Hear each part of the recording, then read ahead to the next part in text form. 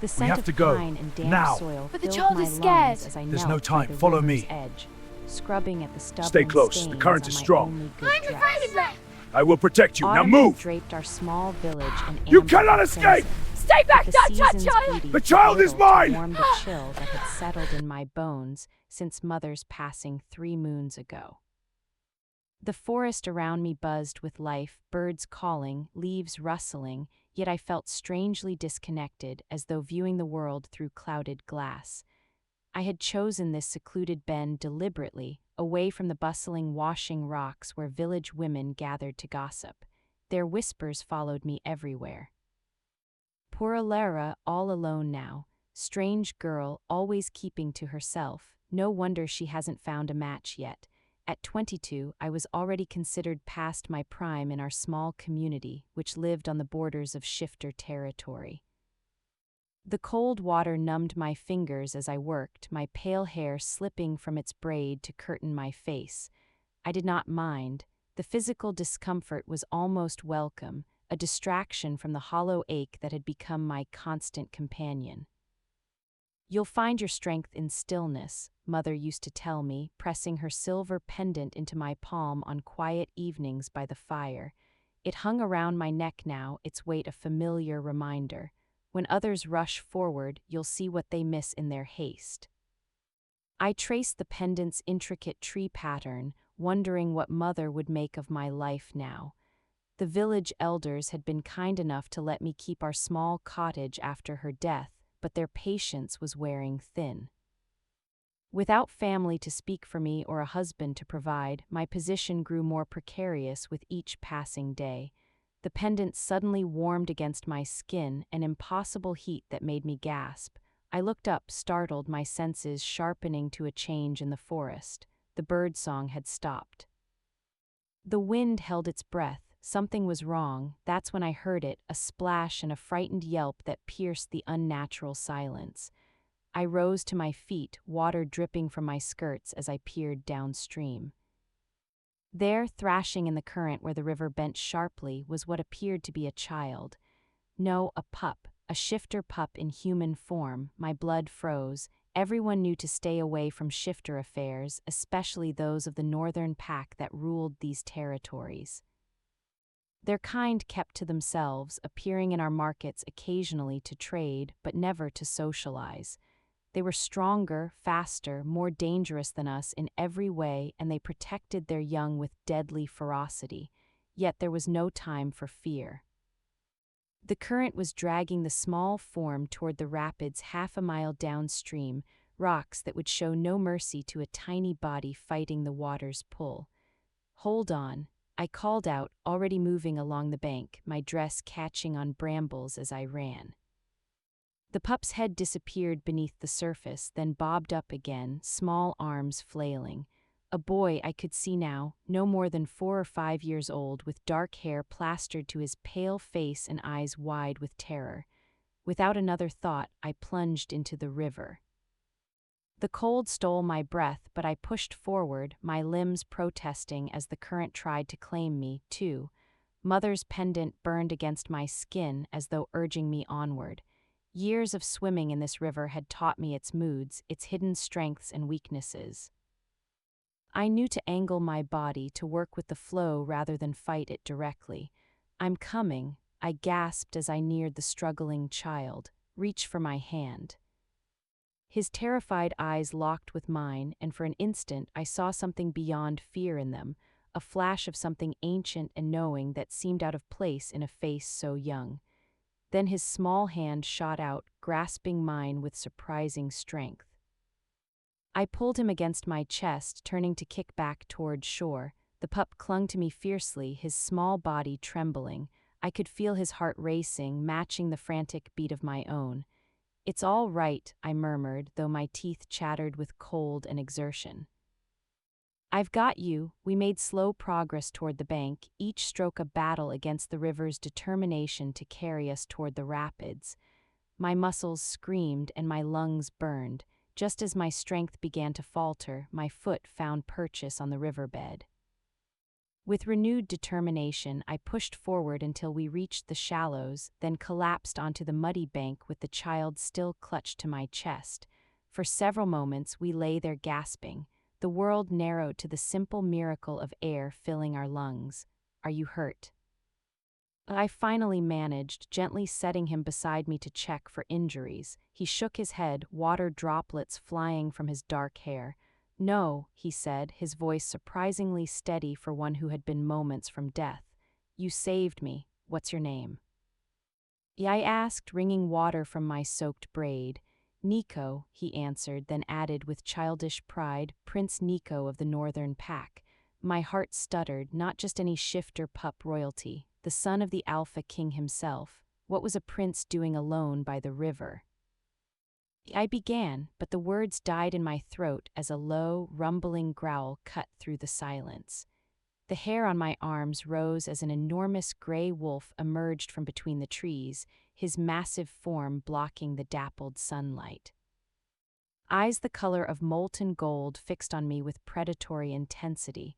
Even in animal form, there was no mistaking the power and authority that radiated from him. The Alpha King, Nico, scrambled to his feet. "Father, I'm okay. She saved me." The river pulled me in when I was chasing the rabbit, but she jumped in and got me out. The wolf's gaze never left mine, even as his son spoke. I remained frozen, nailing in the mud, acutely aware that one wrong move could mean my death. Slowly, deliberately, I lowered my eyes and tilted my head to expose my neck, a gesture of submission I'd heard was important to their kind. "Your Majesty," I whispered, my voice barely audible above the river's rush. "I meant no harm, the prince was drowning." The air around us seemed to ripple as the wolf's form began to change. I kept my gaze averted, but from the corner of my eye, I saw the beast reshaping itself into the form of a man. "Look at me, human." His voice was deep and rough, as if he didn't use it often. I raised my eyes slowly, still keeping my head slightly bowed. The man before me was tall and powerfully built, with the same golden eyes that had assessed me in wolf form. His face was all hard angles and sharp planes, framed by dark hair that fell past his shoulders. A jagged scar ran from his temple to his jaw. He wore only leather breeches, his broad chest bare despite the autumn chill. The royal mark of the Alpha was tattooed over his heart, a howling wolf encircled by ancient runes. "What is your name?" he demanded. "Alara," I answered, trying to keep the tremor from my voice. "Alara Blackwood, you put yourself at risk to save my son." It wasn't a question, but I nodded anyway. "Anyone would have done the same, Your Majesty." His laugh was short and harsh. "No, they wouldn't. Most humans would have run the other direction." He stepped closer, and I forced myself not to shrink back. "Why didn't you?" I thought of all the calculated answers I could give, but in the end, only the truth came out. Because he's a child and he was drowning, nothing else mattered. Something flickered in those golden eyes, surprise, perhaps, or curiosity. The Alpha King studied me as if I were a puzzle he couldn't quite solve. Then he reached out, one large hand grasping my chin with surprising gentleness, turning my face to examine it more closely. "You have unusual eyes," he observed, "like the sky before a storm."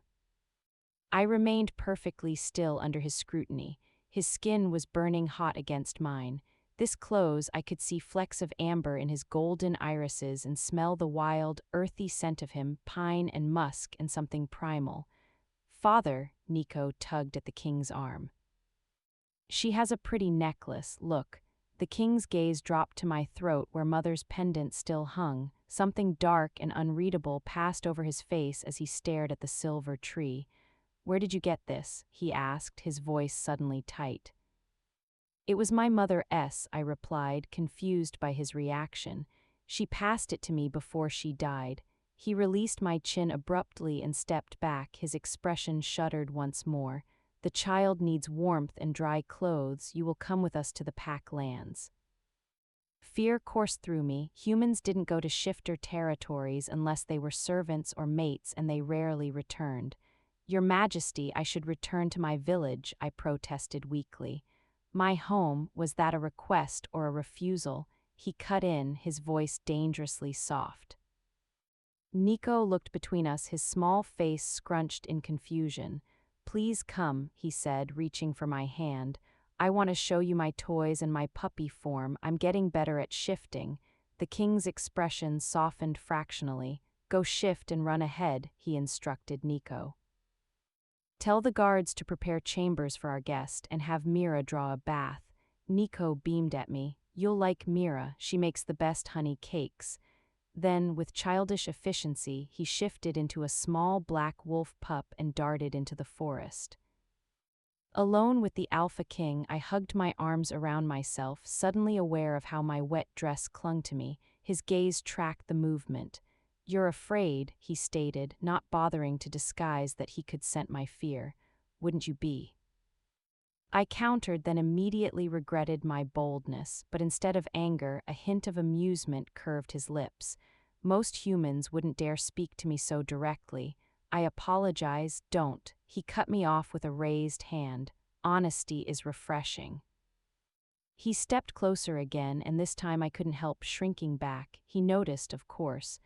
I won't harm you, Alara Blackwood. You saved my son's life. The Northern Pack pays its debts.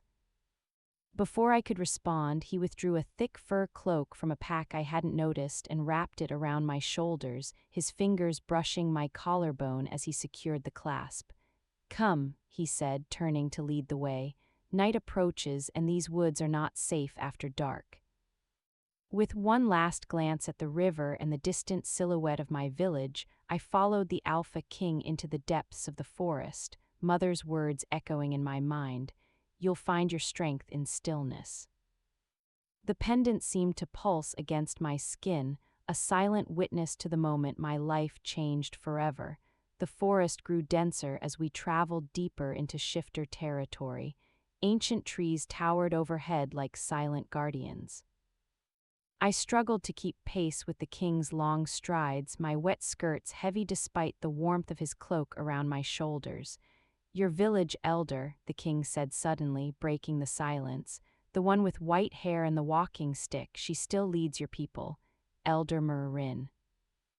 I asked, surprised. Yes, she does. How did you? I know more about your village than you might think. He ducked beneath a low-hanging branch without breaking stride. We keep watch over all who dwell near our borders. A shiver ran through me. How often had shifter eyes been on us, observing our daily lives while we remained oblivious?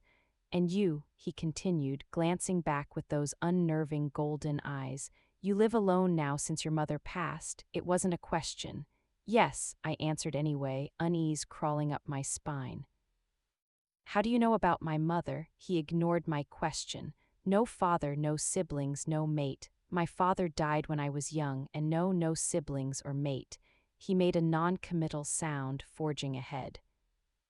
I noticed he was careful to hold branches aside for me, though he offered no other courtesies. Did you know my mother? I pressed, unwilling to let the subject drop. His earlier reaction to my pendant suggested something more. The king's shoulders stiffened almost imperceptibly. Your mother occasionally traded with our pack, he said after a pause. Herbal remedies, she had knowledge that was useful to us. Before I could question him further, the trees opened into a clearing and I gasped at what lay before me. Stone walls rose from the forest floor, seamlessly incorporated into the natural landscape as if they'd grown from the earth itself. The fortress was vast, sprawling among the trees rather than clearing them, embracing rather than conquering the forest. Torches flickered along walls carved with wolves and ancient symbols. Guards posted at enormous wooden gates straightened as they caught sight of us. Their gazes slid over me with barely concealed curiosity and suspicion. Open the gates, the king commanded. The gates swung inward without a sound, revealing a bustling courtyard beyond. Activity seemed to pause as we entered, dozens of eyes turning in our direction. Some in human form, others as wolves, all watching with intense curiosity as I passed beneath the ancient archway with their alpha. Father, Alara, Nico's voice cut through the hushed whispers. I saw him running toward us, human once more and dressed in clean clothes, his dark hair still damp. He skidded to a stop before his father, then threw his arms around my waist in an exuberant hug. I told everyone how you saved me, he announced proudly. Mira says you're the bravest human she's ever heard of. A woman approached behind him, tall and striking, with copper hair and amber eyes that marked her as a shifter. My king, she said with a respectful inclination of her head before turning to me, and you must be Alara. I'm Mira, the pack healer. Her smile was warm, but her gaze was assessing. Come, child, let's get you warm and dry. The king nodded his assent. See to her needs, I have matters to attend to. His eyes met mine briefly. We will speak later. With that, he strode away, immediately surrounded by advisors and guards. I watched him go, unsure whether to feel relieved or abandoned. Mira placed a gentle hand on my shoulder. This way, she said, leading me toward one of the inner buildings. Nico hasn't stopped talking about his river angel since he returned. River angel, I echoed, glancing down at the boy who still clung to my hand. That's what I'm calling you, he declared with childish certainty, because you came from the river to save me. Something in my chest tightened at his innocent declaration. Mira led me through a series of corridors carved directly into the mountainside. The halls were warm and surprisingly bright, illuminated by glowing crystals set into wall sconces. Tapestries depicting pack history hung on the stone walls, vibrant scenes of wolves running beneath full moons and ancient battles fought against shadowy foes. Here we are, Mira announced, pushing open a heavy wooden door. The room was larger than my entire cottage. A massive four-poster bed dominated one wall, draped in furs and soft fabrics. A fire crackled in a stone hearth, casting golden light across polished wooden floors. A copper bathtub stood before the fire, steam rising from the water within. I've laid out some clothes, Mira said, gesturing to a simple but beautiful blue dress spread across the bed. They may be a bit long, but they'll do until yours are dry. This is too much, I stammered, overwhelmed. I don't need, you saved our prince, Mira interrupted gently. The pack provides for those who protect its own. Nico tugged at my hand. Do you like it? I helped pick the room. It has the best view. He pointed to a window cut into the stone where the forest canopy spread out below, a tapestry of autumn colors in the fading light. It's beautiful, I admitted, touched by his enthusiasm. Thank you, Nico. I should go, he said reluctantly. Father says I have lessons even though I almost died today. He rolled his eyes dramatically, then brightened. But I'll see you at dinner. You're sitting with us at the high table. Before I could process this alarming information, he darted out. High table? I questioned weakly. Mira's lips twitched with amusement. Don't worry, it's not as formal as it sounds. Later, dressed in the borrowed blue gown, I stood at the window watching twilight deepen over the forest. Mira had returned as promised, using a silver comb to tame my damp hair into an elegant twist. The king has noticed you, she remarked casually as she worked. That's unusual. Noticed me, I echoed. He could have sent guards to escort you here. Instead, he brought you himself. I saved his son, perhaps he felt obligated. Mira's smile was knowing. Our king doesn't do anything out of obligation alone. The great hall was alive with energy when we entered. Dozens of pack members gathered at long tables. The high table sat upon a raised dais at the far end, where the king already sat with Nico beside him. The room quieted as Mira led me between the tables. I kept my gaze fixed ahead, my hand clutching Mother's pendant beneath my dress. The king rose as we approached. Alara, he greeted, his deep voice carrying in the now hushed hall. Join us. Nico beamed, patting the empty seat beside him. I saved you a place. I took the offered seat, acutely aware of the king on Nico's other side. To our guest, the king announced, raising his goblet, who proved today that courage knows no species. A rumble of approval went through the hall. Food arrived, platters of roasted meat, forest vegetables, crusty bread. Try this, Nico urged, placing a slice of venison on my plate. Father hunted it himself. I took a small bite. It's delicious. The king watched me with those unsettling golden eyes. You're not eating much. I'm just overwhelmed. Something like understanding crossed his face. Of course, it's been an eventful day. Nico tugged at my sleeve. Tell father how you swam to me. So I found myself recounting the rescue, aware of the king's intense gaze as I described fighting the current. When I mentioned the pendant growing warm just before I heard Nico's cries, both the king and Mira exchanged a quick glance. Mother said it would guide me, I said, touching the silver tree through my dress. I always thought she meant it metaphorically. Your mother was wise in many ways, the king said quietly, and not everything she knew was shared with the village. I set down my fork, frustration rising. You keep hinting at things without explaining. How did you know her? What aren't you telling me? Before he could respond, a commotion at the entrance drew everyone's attention. A shifter in half-transformation burst into the hall. My king. Hunters at the southern border, they've wounded 2 of our scouts. The relaxed atmosphere vanished instantly. The king rose to his feet, his presence suddenly filling the room with palpable authority. How many? He demanded. 12 at least, the messenger reported. They're carrying silver weapons. A ripple of unease went through the hall. Everyone knew silver was lethal to shifters. Prepare the response team, the king commanded. No one attacks my pack without consequence. As warriors began to move with practiced efficiency, Mira appeared at my side. Come, this is pack business. I rose to follow, but the king's voice stopped me. Alara stays. Mira looked surprised but bowed her head. Nico had already been whisked away by a stern-looking older woman. When the hall had emptied of all but the king's inner circle and myself, he turned to me, his expression grave. Those hunters likely came from your village. What? No, I shook my head vehemently. Our village has a treaty with the northern pack. We don't hunt on your lands. Treaties can be broken, said a gruff-looking shifter with a silver streak in his dark beard. Not my people, I insisted, though doubt crept in. How well did I really know the hunters of our village? We should question her, another advisor suggested, eyeing me with suspicion. She appears conveniently when the prince is alone, and now hunters breach our borders. The king silenced him with a look. She saved my son at risk to herself. She is not part of this. Then let her prove it, the silver-bearded shifter challenged.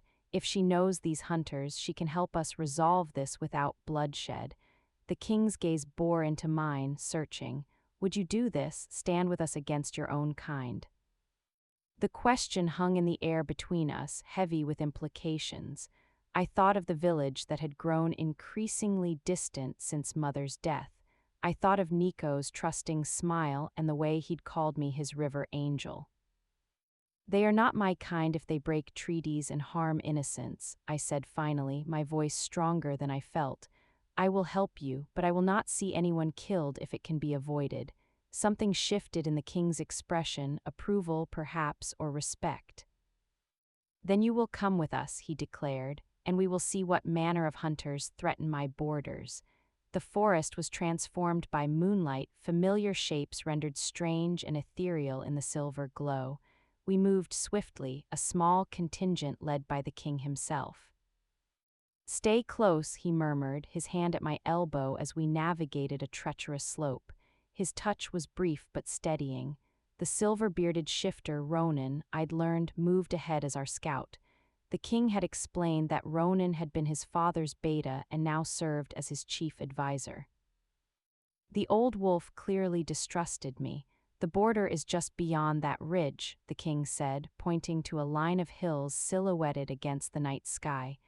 We'll approach downwind. If these are indeed hunters from your village, I want you to speak to them first. Convince them to leave peacefully. I nodded, fear and determination warring in my chest. And if they refuse, I asked, his expression hardened, then we do things my way. We crested the ridge in silence. The valley below spread out like a dark blanket pricked with pinpricks of light, a campfire. Ronan signaled for us to halt, dropping to a crouch behind a fallen log. 8 men, he reported in a low growl, armed with crossbows and silver-tipped bolts. They've got 2 of our scouts tied to a tree. My heart sank as I peered over the log. Even from this distance, I recognized several of the hunters, men from my village. I know them, I whispered. The tall one with the red beard is Gareth. But I don't understand, they've never shown hostility toward shifters before. People can surprise you, the king said grimly, not always pleasantly. Ronan's nostrils flared. There's another scent mixed with theirs, something wrong. The king inhaled deeply, his eyes narrowing. Blood magic, someone's been working old dark spells. These men may not be acting entirely of their own will. Blood magic, I echoed, alarmed. Such practices were forbidden in both human and shifter territories. Questions for later, the king cut in. Now we need a plan, his golden eyes fixed on me. Can you approach them alone? Will they trust you? I can try, I said, though my heart pounded. Gareth was a friend of my father's, he might listen to me. The king nodded once. Go to them, we'll be watching. At the first sign of danger, we intervene. I took a deep breath, squared my shoulders, and began making my way down the slope. Gareth, I called out when I was close enough. It's Alara from the village. 8 heads snapped in my direction, crossbows raising before recognition dawned. Alara. Gareth stepped forward, his familiar face lined with confusion. What in the goddess's name are you doing out here? These woods aren't safe. I moved closer, hands slightly raised. Behind Gareth, I could now see the 2 young shifters bound to a tree, a boy and a girl no older than 16, their eyes wide with fear. The girl's arm bore a vicious burn, likely from contact with silver. I could ask you the same, I replied, keeping my voice calm despite my anger. You're in Northern Pack territory, Gareth. You've broken the treaty and taken hostages. Why? The men exchanged uneasy glances. Something was off about them, their movements too stiff, their eyes slightly unfocused. These beasts have been stealing our livestock, one of the younger hunters spat. 3 cows gone in a fortnight. The Northern Pack doesn't need to steal livestock, I countered. They have their own hunting grounds. Doesn't matter, Gareth said, though something in his expression suggested internal conflict. Orders are orders. We're to clear this section of forest.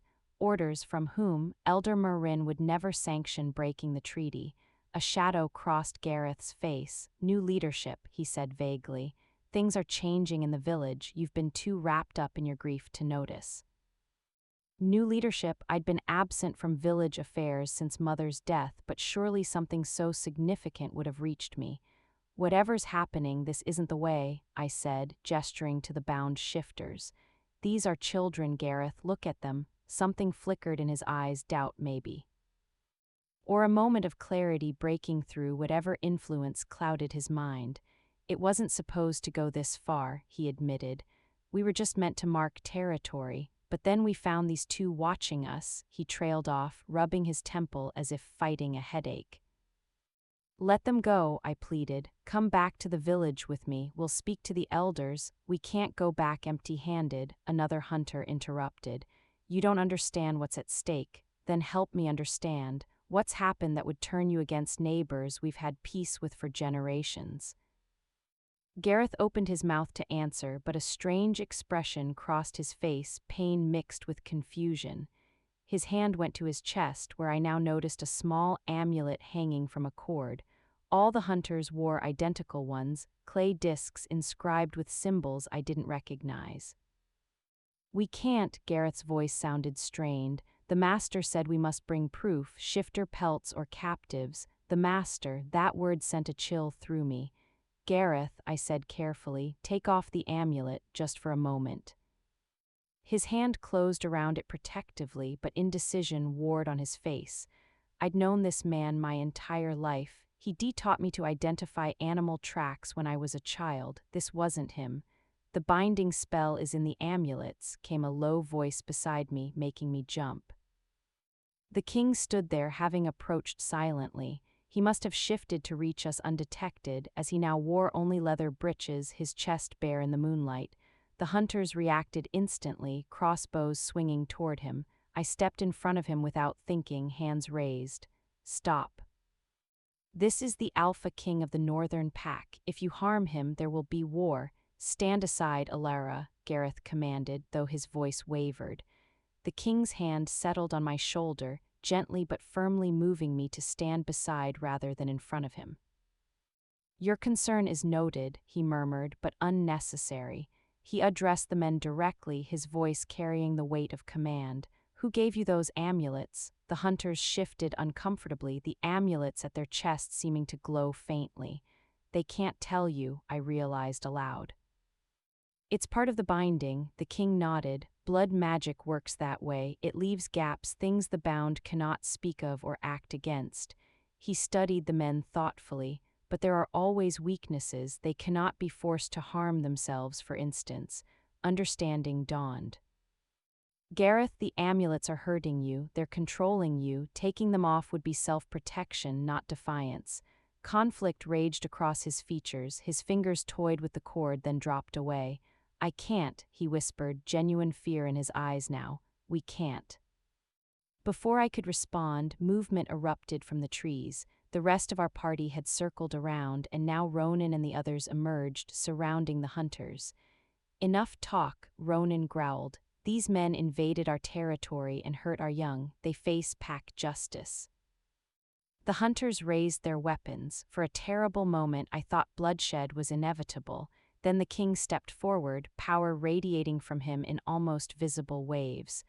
Lower your weapons, he commanded, his voice deepening to something more than human. Now. To my astonishment, the hunter's arms wavered, then slowly lowered. The king's alpha influence was pushing against whatever spell bound them. The amulets, the king said to me without taking his eyes off the hunters. We need to remove them. I approached Gareth cautiously. Let me help you, I said softly. Please, this isn't you, Gareth. You taught me which berries were safe to eat. You carried me on your shoulders at the harvest festival. You're not someone who hurts children. Something in his eyes cleared slightly. With trembling fingers, he reached for the cord around his neck. The amulet seemed to pulse angrily as he touched it, but with a sudden jerk, he ripped it off and threw it to the ground. He gasped as if surfacing from deep water, blinking rapidly. Alara. Where are we? 2 more hunters gathered the courage to remove their amulets, but the others seemed paralyzed. The king moved with blinding speed, tearing the remaining amulets away before they could react. As each clay disc left its wearer's skin, the men's expressions cleared, confusion replacing malice. Ronan and the others quickly relieved them of their weapons while the king freed the captive scouts. What's the last thing you remember clearly? I asked Gareth, who looked increasingly horrified as awareness returned. A stranger came to the village, he said slowly. Offered to serve as an advisor to Elder Marin. She refused him, but he stayed anyway, gaining followers. He gave us these. He nudged a discarded amulet with his boot, said they would protect us from shifter magic. After that, it's all fragments like seeing through murky water. The king rejoined us, having sent the injured scouts back to the fortress. This advisor, describe him. Tall, thin, dark hair streaked with gray, Gareth said. Eyes like, he shuddered, like nothing natural, sometimes green, sometimes black. He calls himself Thorn. The king went very still, his golden eyes flaring with recognition and hatred. Thorn is dead. I killed him myself 5 years ago. Apparently not, Ronan growled. I looked between them, confusion mounting. Who is Thorn? The king's face was like stone. A blood mage who once served my father, then betrayed the pack. He nearly destroyed us from within before I stopped him. His hand unconsciously touched the scar on his face. He's the reason my mate died. Silence fell over our strange assembly. I studied the king's face in the moonlight, seeing the old pain etched into the hard lines around his eyes. The mention of his dead mate explained much about him, the coldness, the distance. If Thorn has returned and is using blood magic to control villagers, Ronan said grimly, we face a greater threat than we realized. The king's jaw tightened. We need to know what he's planning. His gaze shifted to Gareth. What else did this man tell you? What is his purpose? Gareth shook his head, still disoriented. He spoke of purification, said the land must be cleansed of unnatural creatures. He looked apologetically at the king. No offense intended, your majesty. Those were his words, not mine. And Elder Marin? I asked. Is she safe? She's been ill, another hunter spoke up. Bedridden for nearly a moon now. That's when Thorn started gaining more influence. My heart clenched with worry. Elder Marin had been kind to me after Mother's death. We need to return to the village, I said, turning to the king. If Thorn is the threat you say, my people need warning. It's too dangerous, he replied immediately. If Thorn discovers you've interfered, you'll be his first target. These are my people, I can't abandon them. Something flashed in his eyes, respect perhaps mingled with frustration. Your courage is admirable but foolish. Thorn is not an enemy you can face alone. I'm not suggesting I face him alone. Alara returns with me to the fortress, the king said with finality. She remains under my protection. He's right, Alara, Gareth spoke up. If this Thorn is controlling people, you're safer with the shifters. He clasped my hand briefly. We'll check on Elder Marin and send word somehow. Outvoted, I could only watch as Ronan organized the hunters and warriors for an escort mission. When the others had departed, the king finally turned to me. We should return, it's not safe to linger. You didn't tell me everything about Thorn, I said, not moving, or about how you knew my mother. His expression tightened. This is neither the time nor the place. When then you brought me to your territory, you involved me in pack business, but you keep me in the dark about matters that clearly concern me. I took a step closer, frustration overcoming caution. My mother's pendant, which you recognized. Thorn, who you thought was dead but is now in my village. What aren't you telling me? The king's eyes flashed with anger, then something like resignation. Your mother was not just an herb woman who occasionally traded with us, he said finally. She was our pack healer for 7 years before she left to marry your father. The ground seemed to shift beneath my feet. What? That's impossible. My mother was human. Yes, one of the few humans ever accepted into a shifter pack. His expression softened slightly at my shock. She saved my father's life when he was wounded by a rival pack. In return, he offered her a place among us. She served until she met your father and chose to leave. My mind reeled. Mother had never mentioned any connection to the shifters beyond occasional trading. The pendant, I said, touching it through my dress. It's a pack symbol, isn't it? He nodded. The silver tree marks those under direct protection of the Alpha. My father gave it to her when she left to ensure she would always have our support if needed. And Thorn, did she know him too? A shadow crossed the king's face. Everyone in the pack knew Thorn. Your mother was particularly skilled at resisting his manipulations. She recognized the darkness in him before anyone else. The pieces were starting to fit together. Is that why he's in my village now? Because of some connection to my mother? It's possible, the king admitted. Thorn holds grudges for lifetimes. If he learned of her death, he might see it as an opportunity to strike at both your village and my pack simultaneously. A chill ran through me. Then my mother's secrets have put everyone in danger. No, the king said sharply. Thorn is the danger. Your mother protected many with her silence. We returned to the fortress in silence, my mind too full of questions. The king led me to his private study, a warm, intimate space with shelves of leather-bound books and comfortable chairs before a hearth. He withdrew a wooden box carved with the same tree symbol as my pendant. Before I show you what's in here, he said, his hand resting on its lid, I need you to understand that knowledge brings responsibility. Once you know certain truths, you cannot unknow them. Your life will change. My life has already changed, I pointed out. The moment I pulled Nico from the river, he inclined his head slightly. Perhaps that's so. Still, I would have your consent. I want to know the truth, I said firmly. About my mother, about Thorn, about why I'm really here. He opened the box and withdrew a leather-bound journal, its pages yellowed with age. Your mother's records. She left this behind when she departed the pack. I believe she meant for it to remain as evidence or insurance. My breath caught as he placed it in my hands. Mother's handwriting filled the pages, the same flowing script that had labeled herb jars throughout my childhood, but the contents were nothing like her household records. Blood magic and its countermeasures, I read from the first page, a chill running through me. I looked up at the king. She was studying how to fight against it. He nodded. Your mother was uniquely resistant to Thorn's influence. She documented his techniques, his weaknesses. This journal contains the most comprehensive study of blood magic ever compiled and methods to combat it. I turned the pages slowly, diagrams of amulets similar to those the hunters had worn, lists of herbs and minerals that could strengthen or weaken magical influence, incantations in ancient script.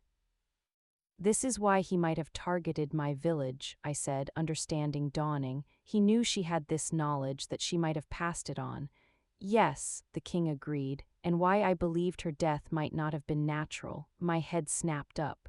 What?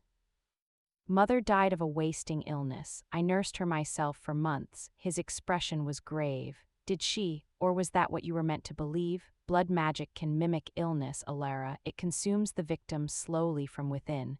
The room seemed to spin. Could Mother's long decline have been Thorn's work? Had I been watching her be murdered without realizing it? Why? I whispered. Why would he wait so long? Because he was recovering from his own near death, the king said, touching the scar on his face, gathering his strength. Biding his time, I closed the journal, a cold clarity settling over me. We need to stop him. The king studied me, surprise and something like admiration in his eyes. You've had quite a shock. Most would be overwhelmed. I am overwhelmed, I admitted. But that doesn't change what needs to be done. A knock interrupted us. Mira entered, her expression troubled. My king, Ronan, has returned. There's news from the village. Elder Marin is dead and Thorn has declared himself the new village leader. The news of Elder Marin's death hit me like a physical blow. The kind old woman who had brought me soup during my darkest days gone, and in her place a monster. How? I managed, my voice barely audible. Poison, Mira said, her eyes sympathetic. Made to look like her illness worsened. Thorn has half the village wearing amulets now. The other half are under guard or have fled. He's declared that the northern pack broke the treaty by taking a human captive, meaning you, and is using that to justify preparing an attack. He's twisting everything, I said, anger burning through my shock. I opened Mother's journal with new urgency. There had to be a way to counter his control. I found a section titled Breaking Blood Bonds, a ritual involving Rowan ash, silver, and the blood of someone resistant to the magic, mixed into water from a natural source. I could create a counter to the amulets, I said slowly, something to break Thorn's hold. The king nodded. It would need to be distributed quickly. The village well, I suggested. If we could add the mixture to the water source, anyone who drank it would be protected, and any amulets washed with that water would lose their power. Clever, the king said, approval warming his voice. But getting to the well won't be easy. I can go, they know me, they might not see me as a threat immediately. Absolutely not, the king growled. I didn't bring you under my protection only to send you into danger. With respect, Your Majesty, you didn't bring me anywhere. I came of my own free will to help Nico, and I'll go to the village of my own free will to help my people. He studied me for a long moment, conflict evident in his expression. Finally, he gave a sharp nod. We'll develop a plan, but you won't go alone. I'll accompany you. The Alpha King cannot risk himself, Mira began. The Alpha King makes his own decisions, he cut her off. Thorn is my responsibility. I won't delegate his demise a second time. At dawn, we set out, the king, myself, and a small group of warriors. We kept to the river's course, using its sound to mask our movements. As we neared the village, the king slowed to walk beside me. Stay close. If we're separated, make for the well regardless. The ritual is the priority. What about you? I asked, his lips curved in a faint smile. Worried about a predator, little human? Even predators can be wounded. The smile faded. I'll find you no matter what happens. We crouched at the river's edge. The village seemed unnaturally quiet. A distant commotion erupted from the eastern edge, Ronan's diversion beginning as planned. Now, the king said. We moved swiftly through gardens and narrow spaces between cottages, avoiding the few villagers who rushed toward the commotion. The well stood unattended in the square. I withdrew the pouch containing the rowan and silver mixture and a small knife. The king stood guard as I knelt beside the well. My hands shook slightly as I mixed the ingredients, adding a few drops of my blood. The mixture sizzled and turned from gray to silver, glowing faintly. I murmured the incantation Mother had recorded. Just as I was about to pour it into the well, slow applause broke the silence. How very touching, came a smooth, cultured voice, the trader's daughter following in her footsteps. I turned to see a tall, thin man with dark hair streaked with gray standing at the edge of the square. His eyes shifted eerily between green and black. Thorn. Epilogue, new beginnings. The king moved to place himself between us. Your quarrel is with me, Thorn. The girl is innocent. Innocent, Thorn laughed, the sound like breaking glass. With that blood in her veins, I think not. His gaze fixed on me, sending cold dread through my bones. Your mother thwarted me for years. Even in death, she continues through you. Villagers began to emerge from surrounding cottages, their movements stiff, eyes vacant, all wearing clay amulets. I won't let you use them, I said, rising with the mixture clutched in my hands. They're tools, Thorn corrected coldly, as all humans should be. The king's growl was low and dangerous. You'll die for what you did. You're welcome to try, Thorn said, revealing teeth filed to points. But first, I believe my puppets would like to greet our visitors. As one, the villagers moved forward, crude weapons in their hands. I recognized faces I'd known all my life, now empty vessels for Thorn's will. The well, the king muttered urgently. Complete the ritual, I'll hold them off. I turned back to the well, aware of sounds of struggle erupting behind me. The king moved with incredible speed, disarming villagers and knocking them aside without using full strength. I poured the mixture into the well, watching it spiral down. The final words of the incantation fell from my lips. For a moment, nothing happened. Then the water began to glow with silvery light. No, Thorn's outraged cry cut through the fighting. He shoved past his human shields, dark energy gathering around his fingertips. The king intercepted him, the two colliding with such force the ground shook. Get water from the well. I shouted to the nearest villagers. Drink it, wash your amulets. Several hesitated, the compulsion to attack warring with my words. A young woman, the blacksmith's daughter, broke away, moving jerkily toward the well. Together we began helping others, splashing enchanted water on faces and amulets, breaking Thorn's hold one person at a time. Thorn screamed, his composure cracking as his control slipped. He caught the king with a vicious blast that sent him crashing into a cottage. Seeing the king fall, something ignited within me. I grabbed a bucket, filled it with glowing well water, and moved toward Thorn. His magic reached for me like dark tentacles, but they slid around me without touching, Mother's resistance strengthened by the ritual. My mother died with dignity and love, I said, continuing forward despite the fear pounding in my veins. You'll die with neither. I flung the water into his face. He staggered backward with a shriek. Where the water touched, his skin smoked and sizzled, revealing glimpses of something inhuman beneath. The king was on his feet again, bleeding but unbowed. He seized the moment, launching himself forward. His partially shifted hand plunged into Thorn's chest. For my mate, he growled, for the pack. For all you've corrupted. Thorn's eyes widened in shock. How? He gasped. Her mother's daughter, the king said, nodding toward me, and her mother always did see through you. With a final twist, he withdrew his hand, something dark and pulsing clutched in his grip. Thorn's body crumpled, dissolving into ash. The king crushed the pulsing organ, grimacing as it burst into foul smoke. Then he turned to me, his golden eyes bright with triumph and something warmer. Around us, villagers were coming to their senses, discarded amulets littering the ground. Some wept in confusion, others embraced loved ones. The nightmare was over. "You did it," the king said, approaching slowly.